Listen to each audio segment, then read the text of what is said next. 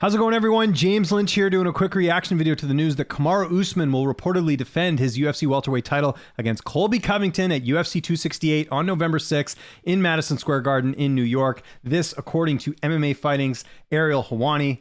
You got the article right up there on the website. This fight is not 100% confirmed, but multiple people with knowledge of the matchup conferred to MMA Fighting that the fighters have agreed to the bouts, with contracts expected to be finalized. So this is, the worst kept secret ever.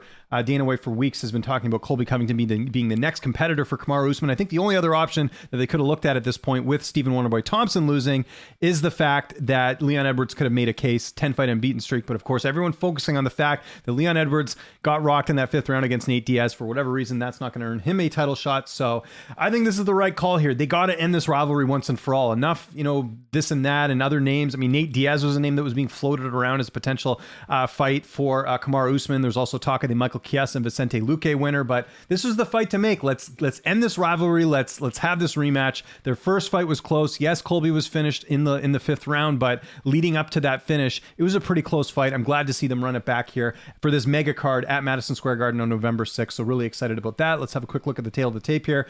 Usman, 19-1 overall, 34 years old, 6 feet tall with a 76-inch reach, and he's looked unstoppable since that last fight.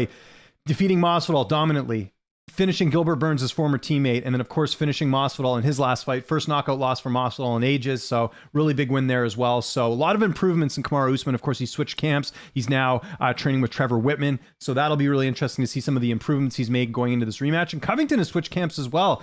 I know he hasn't been that active, but Covington, looked good in that fight against Tyron Woodley. Yes, I know it's Tyron Woodley, the same Woodley who hasn't won a fight since he defended his welterweight title against Darren Till, but still, that was a good win as well. But you do wonder about the inactivity for Colby Covington.